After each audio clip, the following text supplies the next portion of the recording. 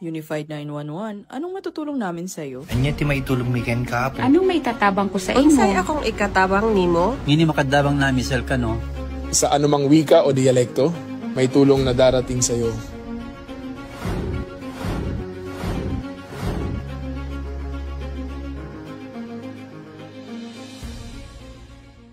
Lilingkod sa bawat Pilipino at magbibigay ng tamang impormasyon para sa tahimik at maayos na Pilipinas. Police News Network, alagad ng batas, tagapagtaguyod ng balitang pulis, sandigan ng mamamayan, patnubay ng katotohanan. La Campo Crame, maghahatid ng pinakahuling kaganapan at nagbabagang balita. Ito ang PNN Police News Network. At ngayon, ang inyong mga tagapagbalita. Magandang hapon, Bagong Pilipinas. Ako ang inyong alagad ng batas, tagataguyod ng Balitang Pulis, Patrolwoman Melin Loquias mula sa Eastern Police District. Maghatid sa inyo ng tamang balita, kwento ng pulis at serbisyo para sa mamamayan. At ito ang PNP News Online. Ang pangunahing balita ng Police News Network, alagad ng batas, tagataguyod ng Balitang Pulis.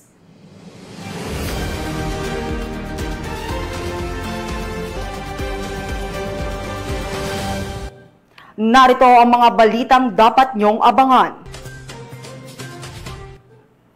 Mahigit 1 milyong halaga ng iligal na troso na kumpiska sa Palawan. 2 individual arestado. Lalaki patay sa pamamaril sa Maguindanao del Norte. At lalaking nagbebenta ng online financial account, huli ng PNP Anti-Cybercrime Group.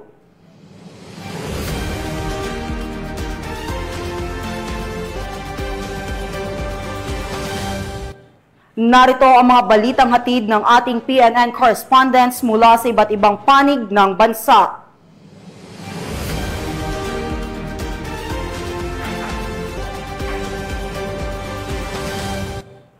Simulan natin ang balita mula sa bahagi ng Luzon.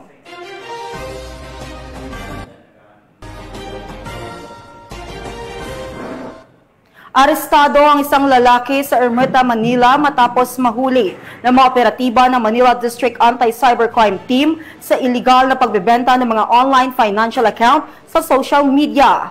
Nakibalita dyan si Patrolwoman Mary Grace Artizuela. Sa pamamagitan ng isinagawang cyber patrolling ng mga tauhan ng Manila District Anti-Cybercrime Team, natukoy ang iligal na aktibidad ng suspect matapos itong mag-alok ng financial account sa halagang 6,000 piso sa pamamagitan ng social media. Agad na nakipag-ugnayan ang mga otoridad sa suspect at nakipagkasundo para sa isang meet-up sa Ermita, Manila. Sa isinagawang entrapment operation, nahuli ang suspect matapos mapatunayan na aktibo at tunay ang mga ibinebentang financial accounts na labag sa umiiral na batas.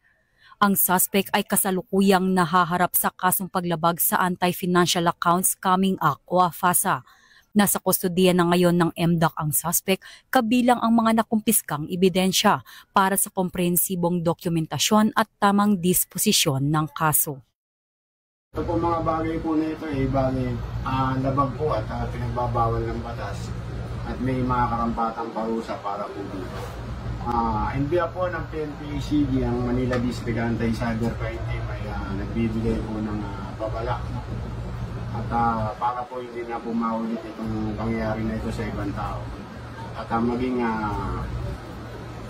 mapag-obserba po tayo sa ating mga ginagawa para po sa ating kaligtasan. Yun lamang po at mag-ingat po tayo palagi.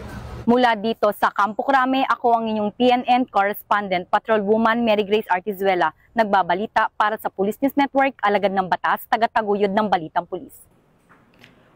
Maraming salamat, Patrolwoman Artizuela. Mabilis na rumisponde ang mga tauhan ng San Juan City Police Station matapos mabundol ang isang motorsiklo ang isang batang lalaki sa lungsod. Ang detalye ng report mula kay Patrolwoman Jenny May Dolor.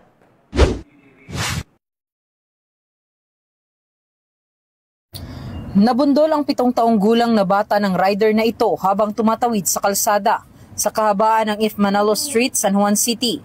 Agad namang tumulong ang mga concerned citizen na nakakita sa pangyayari at tumawag sa 911 hotline number. Gamit ang Unified 911, agad nakaresponde ang mga personnel ng San Juan City Sector 5 at ambulansya ng San Juan City CDRRMO at agad nabigyan ng paunang lunas ang biktima na nagtamo ng mga gasgas sa katawan at dinala ito sa pinakamalapit na hospital upang masigurado ang kalagayan ng bata. Samantalang ang rider naman na nakabundol sa biktima ay agad namang nagbigay ng kanyang kooperasyon sa mga otoridad at nangakong babayaran nito ang pagpapaospital sa batang biktima. Ako po'y nagpapasalamat sa ating mga kapulisan sa mabilis na pagresponde sa anak kong nabundol ng motor at naihatid sa ospital upang mabigyan ng paunang lunas.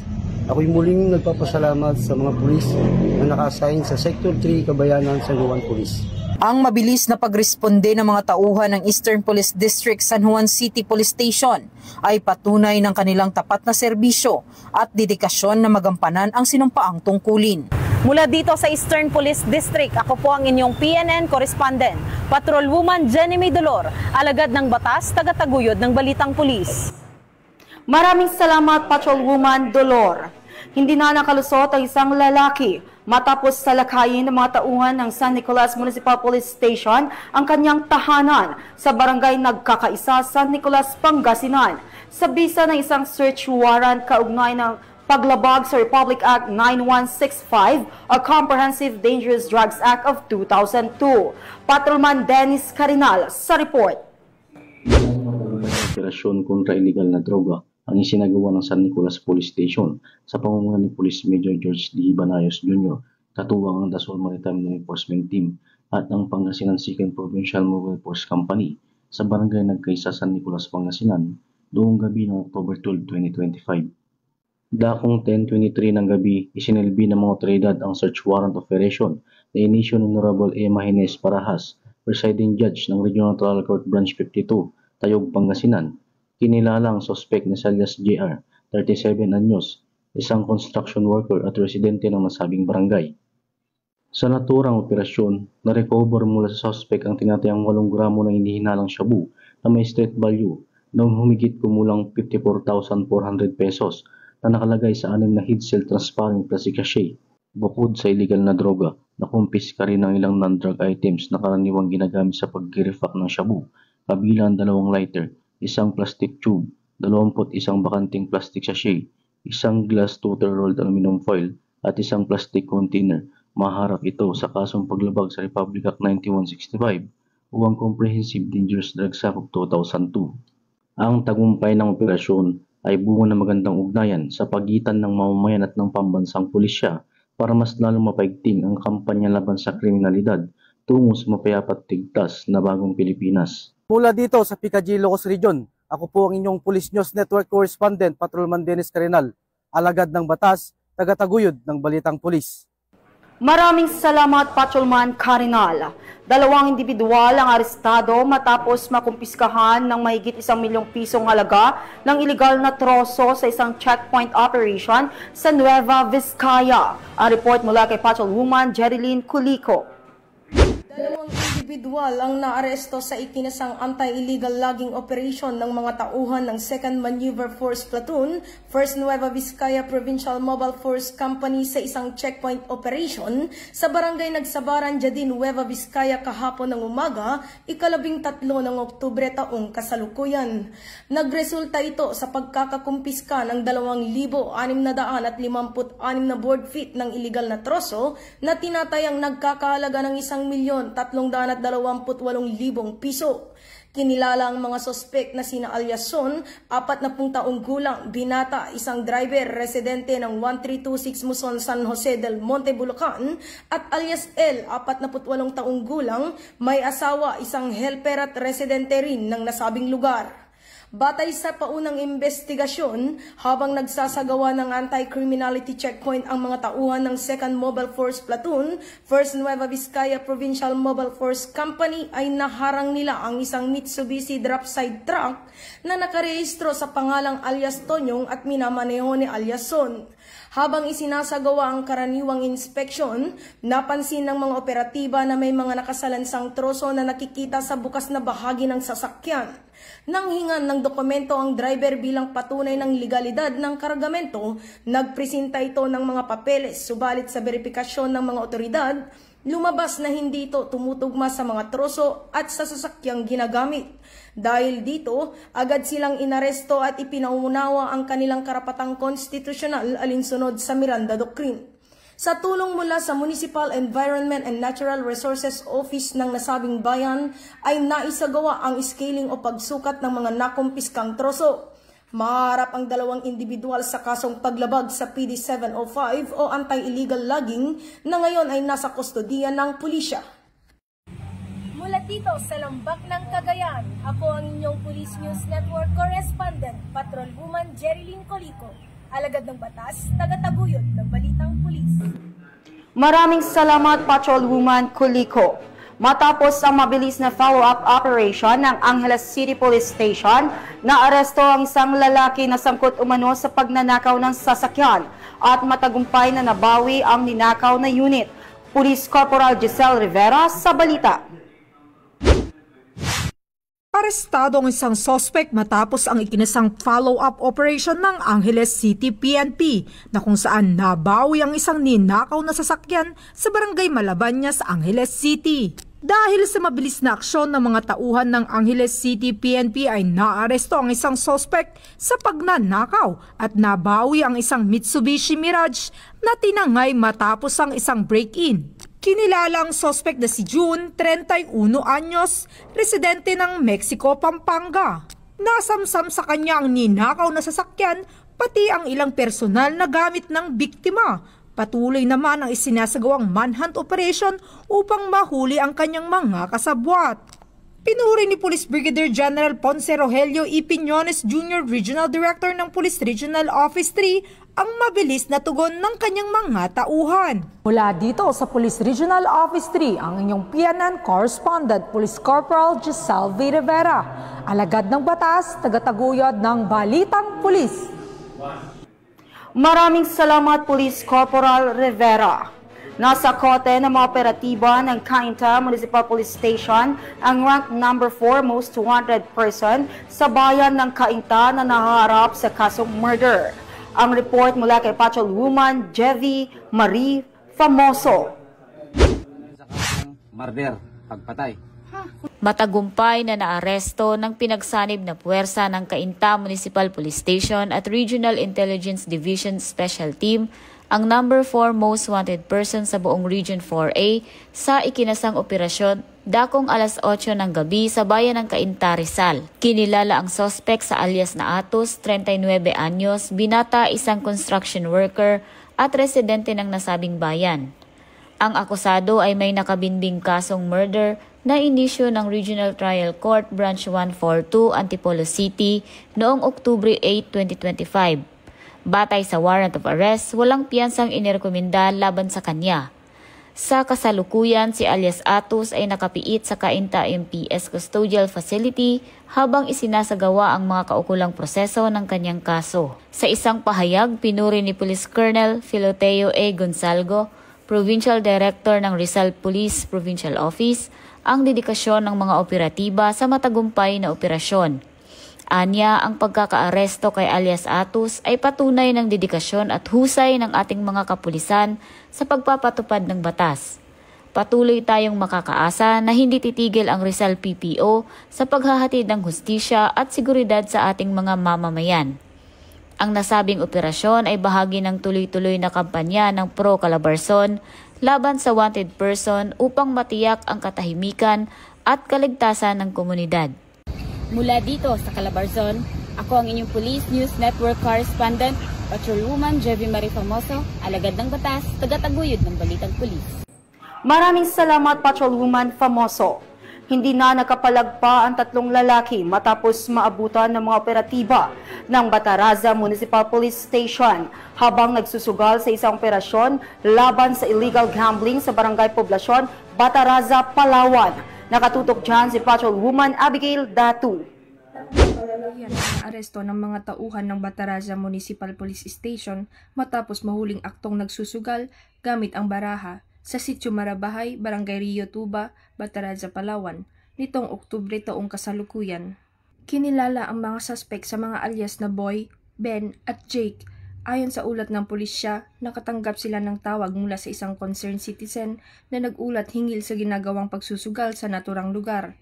Agad na rumisponde ang mga operatiba ng Bataraza Municipal Police Station at inabutan ang 3 lalaki habang abala sa kanilang iligal na aktibidad. Na-recover mula sa mga suspect ang mga baraha at salaping ginamit bilang pusta sa kanilang laro. Sa ngayon, nasa kustodiya na ng Bataraza Municipal Police Station ang mga nasabing individual at inihahanda na ang pagsasampa ng kasong paglabag sa Presidential Decree 1602 o ang batas laban sa iligal na pagsusugal. Patuloy namang pinaalalahanan ng kapulisan ang publiko na makipagtulungan sa mga otoridad sa pamamagitan ng maagap at pag-ulat ng anumang iligal na aktibidad upang mapanatili ang katahimikan at kaayusan ng kanilang komunidad. Mula dito sa Calapan City, Oriental Mindoro, ako po ang inyong Police News Network Correspondent, Patrolwoman Abigail B. Datu, alagad ng batas, tagataguyod ng Balitang Pulis. Maraming salamat, Patrolwoman Datu. Matapos na ang pagtatago ng isang lalaki matapos siyang maaresto ng mga operatiba ng Tiwi Municipal Police Station sa bisa ng ikinasang Manhunt Charlie Operation. Ang suspect ay wanted sa kasong reckless imprudence resulting to homicide. Magbabalita dyan si Police Corporal Dexy Chariz Casasos. Ng Tiwi Municipal Police Station ay isang wanted person sa isinagawang Manhunt Charlie Operation nitong Oktubre taong kasalukuyan sa Barlin Street, Barangay Tigbi, Tiwi, Albay.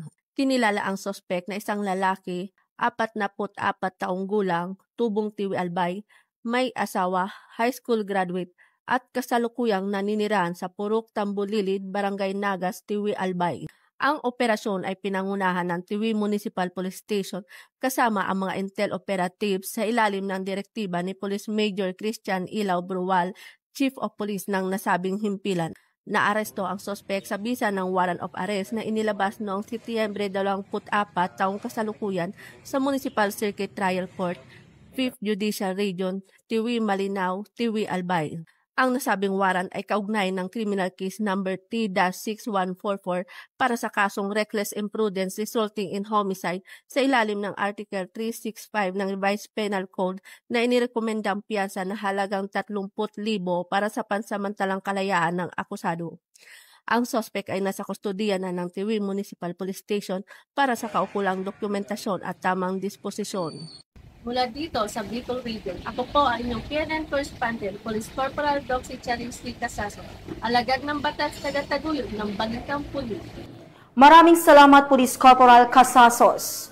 Formal nang inilunsad ng Police Regional Office Cordillera ang Squadron Project, isang inisyatibong layuning higit pang paigtingin ang kahusayan, disiplina at kalidad ng serbisyo ng kapulisan sa rehiyon. Police Master Sergeant Lenny Valerio sa balita.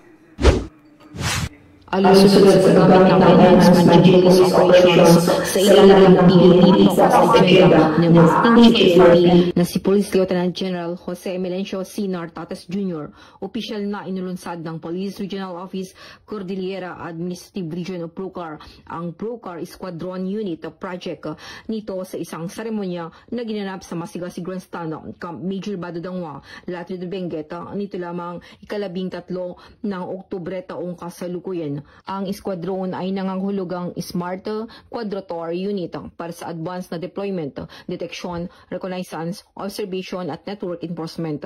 Ang inisyatiba ay naglalayon na ma-institutionalize ang paggamit ng Remotely Piloted Aircraft System o RPAS o mga drone sa buong rehiyon ng Cordillera upang higit pang palakasin ang pagpapatupad ng batas, pag-iwas sa krimen, solusyon sa krimen, kaligtasan ng publiko at mga operasyon sa pagtugon sa kalamidad. Bilang bahagi ng programa, ipinakita ng 50 o 50 miyembro ng Procar Squadron na binubuo ng mga pulis mula sa iba't ibang unit ng Procar sa pangunguna ni Police Captain Jason Chingoy F. Rupinta ng Regional Mobile Force Battalion 15 ang kanilang husay sa drone drill na ipinakita ang kanilang kahandaan at kahusayan sa operasyon.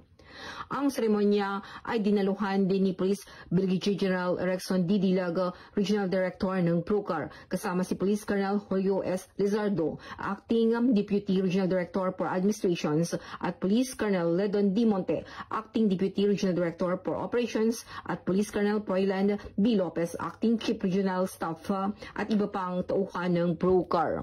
Sa kanyang mensahe, pinuri ni Police Brigadier General Dilag ang pagsisikap ng mga miyembro ng Procar Squadron Unit ang itinampok na pakinabang ng paggamit ng mga drone na binibigyang diin na ang teknolohiya ay gumaganap ng isang mahalagang papel sa pagpapalakas ng police visibility at operational efficiency sa buong Cordillera.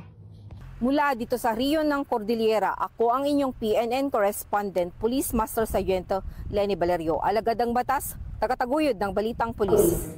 Maraming salamat, Police Master Sergeant Valerio. Tunghayan naman natin ang mga balita mula sa bahagi ng Visayas.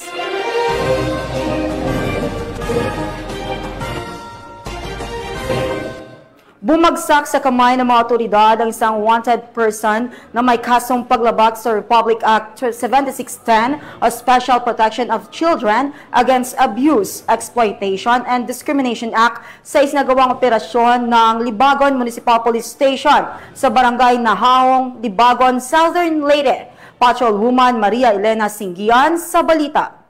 Arestado ng mga otoridad ang isang lalaking wanted person sa kasong paglabag sa RA 7610 matapos mahuli sa Barangay Nahaong, Libagon, Southern Leyte. Bandang alas 2:15 ng hapon nang maaresto ang akusado ng mga tauhan ng Libagon Municipal Police Station sa bisa ng warrant of arrest para sa kasong paglabag sa Section 10A ng RA 7610 o Special Protection of Children Against Abuse, Exploitation, and Discrimination Act na may narekomendang piyansa na 72,000 pesos para sa pansamantalang kalayaan. Dinala ang akusado sa Libagon MPS para sa kaukulang dokumentasyon at tamang disposisyon. Ang pagkakaaresto sa akusado ay bunga ng masusing operasyon ng ating kapulisan bilang bahagi ng pagsisikap na wakasan ang kriminalidad sa ating bansa. Dahil sa bagong Pilipinas, ang gusto ng pulis, ligtas ka. Mula dito sa Eastern Visayas, ako ang inyong PNN correspondent, Patrolwoman Maria Elena Singian, alagad ng batas, tagataguyod ng Balitang Pulis. Maraming salamat, Patrolwoman Singian. Hindi lang seguridad kundi malasakit din ang hatid ng Tigbawan Municipal Police Station at tagaligtas riders matapos magsagawa ng feeding program at anti-bullying lecture para sa mga mag-aaral sa lalawigan ng Iloilo. Yan ang balitang hatid ni Patrolwoman Charmaine Balunsat. Ipinamalas ng Tigbawan Municipal Police Station sa pangunguna ng kanilang officer in charge na si Police Captain Alfred Mansoy ang tunay na diwa ng malasakit at bayanihan sa isinagawang feeding program at anti-bullying lecture para sa 153 mag-aaral ng Lino Flores Elementary School, Sitio Lino Flores, Barangay Bagingin, Tigbawan, Iloilo. Ito lamang ika-13 ng Oktubre taong kasalukuyan. Ang naturang aktibidad ay isinagawa katuwang ang tagapagligtas Rider Philippines Incorporated for Brotherhood, Volunteerism, Charity Rides, Iloilo South Chapter sa pamumuno ni Mr. Roland Roblesa, Pangulo ng nasabing samahan. Pinangunahan naman ni Police Senior Master Sergeant Amy Jerlyn Acevedo ang isang anti-bullying lecture na naglilayong itaas ang kamalayan ng mga kabataan sa masasamang epekto ng bullying. Layunin ng aktibidad na maghatid ng tulong sa mga mag-aaral kasabay ng pagpapalaganap ng mabuting asal at malasakit sa kapwa. Thank you sa aton nga Tigbawan PNP, Tigbawan Police Station sa pagkandak man sang ila nga symposium about bullying. Ang amon nga learners ra ko gid naman-an regarding sa bullying, ang nakabulig gid ang ila nga talk diri sa amon nga eskwelahan. Nagapasalamat gid kami sa aton nga tagaligtas riders kay sila nagkandak sang feeding program kag ang ilang recipient is ang Lino Flores Elementary School. As school head, we are very thankful kag kami gid ang ilang napili nga mangin recipient. Thank you so much for this opportunity. Ang ganitong mga inisyatibo ay patunay ng patuloy na pakikipag-ugnayan ng kapulisan sa komunidad upang mapalaganap ang kultura ng malasakit at pagkakaisa para sa mas ligtas at maunlad na kinabukasan ng bawat kabataan, alinsunod sa isinusulong ng Philippine National Police na bagong PNP para sa bagong Pilipinas, serbisyong mabilis, tapat at nararamdaman. Mula dito sa Western Visayas, ako ang inyong Police News Network correspondent, Patrolwoman Charmaine Balunsat, alagad ng batas, tagataguyod ng Balitang Pulis. Maraming salamat, Patrolwoman Balunsat. Ipinamalas ng mga tauhan ng Inabanga Municipal Police Station, katuwang ang Regional Police Community Affairs and Development Unit 7, ang kanilang malasakit sa kabataan sa pamamagitan ng matagumpay na school visitation at pamamahagi ng IEC materials sa Dagnawan High School sa bayan ng Inabanga, Bohol. Patrolwoman Nikia Caniedo sa ulat. Andito tayo sa Dagnawan, Inabanga High School kung saan ay kasalukuyang isinasagawa ang makabuluhang pagtitipon na inorganisa ng Inabanga Municipal Police Station, ang anti-bullying tips at ang cyber safety tips. Matagumpay na isinagawa noong Oktubre 9 taong kasalukuyan, ganap na 3:00 ng hapon ang isang school visitation at IEC distribution sa Dagnawan High School, Barangay Dagnawan, Inabanga, Bohol. Ang aktibidad ay pinangunahan ng mga tauhan mula sa Inabanga Municipal Police Station, katuwang ang mga personnel mula sa Regional Police Community Affairs and Development Unit 7. Layunin ng nasabing gawain na patatagin ang ugnayan ng kapulisan at paaralan sa pagpapalaganap ng kapayapaan at kaayusan, pagtiyak ng isang ligtas na kapaligiran para sa mga mag-aaral at pagpapatibay ng tiwala sa pagitan ng mga guro, kawani at estudyante. Tinalakay sa aktibidad ang mga mahalagang paksa tulad ng anti-illegal drugs awareness, anti-criminality measures, anti-insurgency initiatives, human rights advocacy, National Task Force to End Local Communist Armed Conflict, crime prevention tips at iba pang kaugnay na usapin ukol sa seguridad at kapayapaan. Ako nga pala si Erica Jane T. Matela, nagmag-aaral sa Dagnawan Inabanga High School. Natutunan ko na kung ano ang mga dapat gawin kung tayo ay nakakaranas ng abuso, pisikal, verbal o sa social media, at kung paano maging wais sa paggamit ng social media para maprotektahan ang sarili. Nagpasalamat ang pamunuan ng paaralan sa aktibong partisipasyon ng kapulisan at sa mga mahalagang impormasyon na kanilang ibinahagi. Police Captain Albert Sator, ang Chief of Police ng Inabanga, Bohol. Ngayong araw na ito ay nagsagawa po tayo ng isang pagpupulong kung saan tinulungan po tayo ng PKG Central Visayas at ang ating WCPD. Doon tinalakay nila ang cyberbullying at saka safe spaces act. Ito po ay isang programa ng ating kapulisan upang labanan ang pang-abuso sa ating kabataan, lalo na gamit ang social media platform. Yan lang po. Maraming salamat. God bless po sa ating lahat. Ang matagumpay na aktibidad ay patunay ng patuloy ng kooperasyon sa pagitan ng PNP, paaralan at komunidad sa layuning mapanatili ang kaayusan, kapayapaan at kaligtasan sa buong Inabanga. Mula dito sa Dagnawan Inabanga High School, ako yung Police News Network correspondent, Patrolwoman Nikia Caniedo, alagad ng batas, tagataguyod ng Balitang Pulis. Maraming salamat, Patrolwoman Caniedo. Narito naman ang mga balita mula sa bahagi ng Mindanao.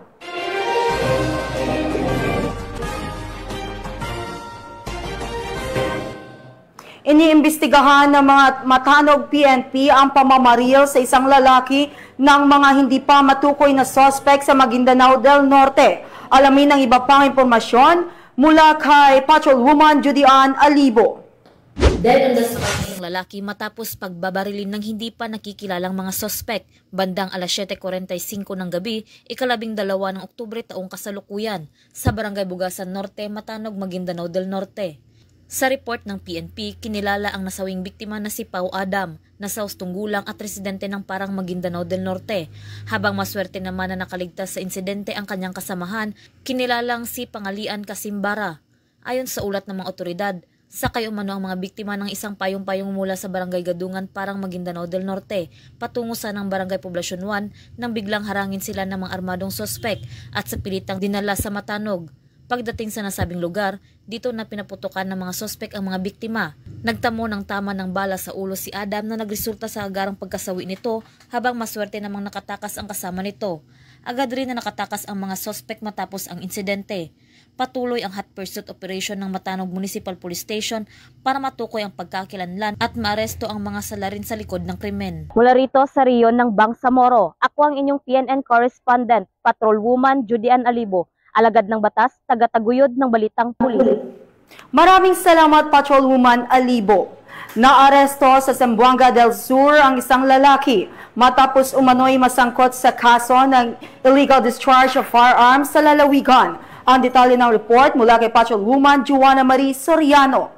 Naaresto ng mga tauhan ng Gipos MPS, katuwa ang Zamboanga del Sur Provincial Intelligence Unit, 2nd Zamboanga del Sur Provincial Mobile Force Company at 902nd Regional Mobile Force Battalion 9 ang isang lalaki sa isinagawang Joint Intelligence Driven Operation dakong alas 5:30 ng hapon noong Oktubre 12 taong kasalukuyan sa Purok 3, Barangay Linton, Bayan ng Gipos, Zamboanga del Sur. Batay sa ulat ng pulisya, ang naturang operasyon ay nagresulta sa pagkakaaresto sa isang 35 taong gulang na lalaki, may asawa, isang magsasaka at residente rin ng Barangay Linton, Gipos, Zamboanga del Sur.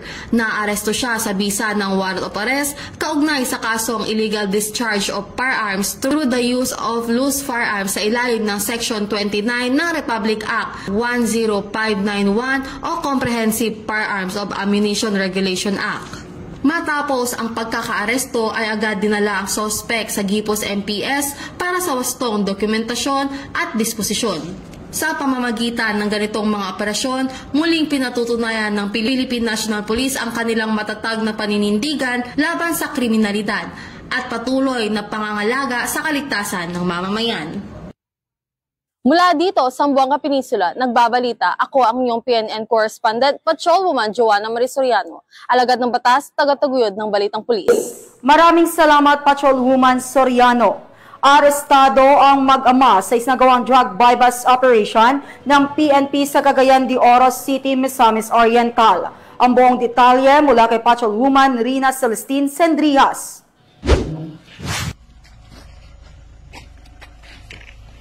Arestado ang mag-ama sa kinasang bypass operation sa Upper Carmen, Cagayan de Oro City nito lamang ika-11 ng Oktubre taong kasalukuyan. Ang naturang operasyon ay pinangunahan ng mga operatiba ng Bulwa Police Station. Kinilala ni Police Major Ronaldo C. Galvan Jr., officer in charge ng Bulwa Police Station. Ang mga sospek na sina alias Art, lalaki, 59 anyos, alias Bruno, lalaki 27 anyos, mag-ama at residente ng nasabing lugar. Nakumpiska mula sa mga sospek ang mga pakete ng hinihinalang shabu, isang 500 peso bill na ginamit bilang buy-bust money. Ang mga sospek ay mahaharap sa kasong paglabag sa RA 9165 o Comprehensive Dangerous Drugs Act of 2002. Mula dito sa Police Regional Office 10, ako ang inyong Police News Network correspondent, Patrolwoman Rina Celestine Sendrias, alagad ng batas, taga-taguyod ng Balitang Pulis. Maraming salamat, Patrolwoman Sendrias. Walang takas sa isang street-level individual sa isinagawang bypass operation sa New Bataan, Davao de Oro. Ang kabuuan ng balita mula kay Patrolwoman Mariel May Donquilab. Arestado ang isang street-level individual sa isinagawang bypass operation ng New Bataan PNP, katuwang ang Davao de Oro Provincial Intelligence Unit at Provincial Drug Enforcement Unit sa Purok 4 Barangay Bantacan, New Bataan, Davao de Oro nitong Oktubre 13 taong kasalukuyan. Kinilala ni Police Major Darwin M. Aguilar, Chief of Police ng New Bataan Police Station, ang suspect na si alias Brad, 27 anyos na residente ng Barangay Bantacan, New Bataan, Davao de Oro. Na-recover mula sa suspect ang 4 na pakete ng hinihinalang shabu na may standard drug price na 6,800 pesos. Buy-bust money na ginamit sa operasyon at mga drug paraphernalia. Kasalukuyang nakakulong ngayon ang suspect sa New Bataan Municipal Police Station upang dumaan sa tamang disposisyon at maharap sa kasong paglabag sa RA 9165 o ang Comprehensive Dangerous Drugs Act of 2002. Ang operasyong ito ay nagpapakita na patuloy na pagsusumikap ng Police Regional Office 11 na sugpuin ang iligal na droga at krimen sa rehiyon na may layuning tiyakin ang kaligtasan at seguridad ng komunidad. Mula dito sa Davao de Oro Police Provincial Office, ako ay ang PNN correspondent. Patulungan Royal Maiden Kilab, alagad ng batas, tagataguyod ng balitang pulis. Patrolwoman Don Kilab, kulungan ang bagsak ng 3 high-value targets matapos masakote sa isang buy-bust operation na isinagawa ng Sitio Adelfa, Barangay Malandag, Malungan. Yan at natukan ni Patrolwoman Rosalie Umalay. Arestado ang high-value targets sa isang buy-bust operation sa Sitio Adelfa, Barangay Malandag, Malungon, noong Oktubre taong kasalukuyan. Kinilala ang mga sospek na sina alias Jack, 45 anyos, at alias Junjun at Joe, pawang mula sa General Santos City. Nahuli matapos bintahan ng shabu ang isang pusher buyer gamit ang marked money. Nasamsam mula sa kanila ang 8 gramo ng hinihinalang shabu na nagkakahalaga ng 32,000 pesos. Kasalukuyang nakakulong ang mga sospek at nahaharap sa kasong paglabag sa Republic Act 9165 o ang Comprehensive Dangerous Drugs Act of 2002. Mula dito sa General Santos City, ako ang inyong PNN correspondent, Patrolwoman Rosalie Umalay, alagad ng batas, tagataguyod ng balitang pulis. Maraming salamat, Patrolwoman Umalay. 3 drug personality ang huli ng Butuan PNP sa magkahiwalay na operasyon matapos makumpiskahan ng tinatayang 40,000 pisong halaga ng shabu sa Butuan City. Ang balita mula kay Patrolwoman Karin Malilin. Arestado ang 3 drug personality at nasamsam ang kabuuang 40,800 halaga ng droga sa magkahiwalay na operasyon ng Butuan PNP nito lamang ika-13 ng Oktubre taong kasalukuyan. Ang unang operasyon ay sinagawa bandang alas 4:30 ng madaling araw sa Barangay Ignacio na nagresulta sa pagkakaresto ni alias Tata at alias John Ray na kapwa mga street level individual. Kasunod dito, isang operasyon naman ang isinagawa bandang alas 6 ng umaga sa Barangay Maon kung saan naaresto si alias Son, 38 taong gulang, may asawa at driver. Nasamsam mula sa kanya ang 4 na pakete ng hinihinalang shabu na may timbang na 1 gramo at halagang 6,800 pesos. Ang mga sospek ay kasalukuyang nasa kustodiya ng Butuan City Police Office habang inihanda ang mga kasong isasampa laban sa kanila sa ilalim ng Republic Act 9165 o Comprehensive Dangerous Drug Act of 2002. Mula dito sa Police Regional Office 13, ako ang iyong PNN correspondent, Patrolwoman Karen A. Malilin, alagad ng batas, tagataguyod ng balitang pulis. At yan ang mga balitang nakalap ng ating mga PNN correspondents mula Luzon, Visayas at Mindanao. At mga ka-PNN, 72 days na lang, Pasko na! Nawalan ako ng...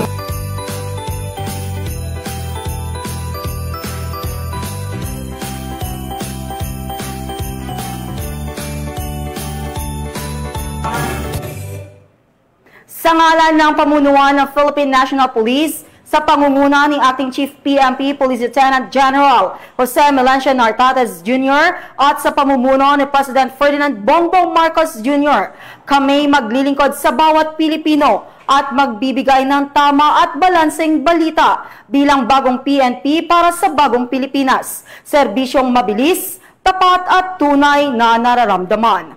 Mula rito sa tanggapan ng tagapag-ugnay ng Pambansang Pulisya, ako ang inyong alagad ng batas, tagataguyod ng Balitang Pulis. Patrolwoman Melin B. Loquias mula sa Eastern Police District.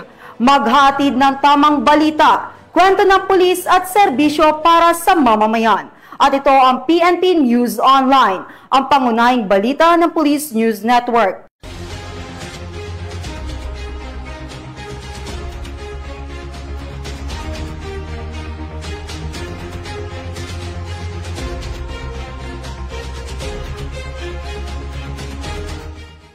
Police News Network, alagad ng batas, tagapagtaguyod ng balitang pulis.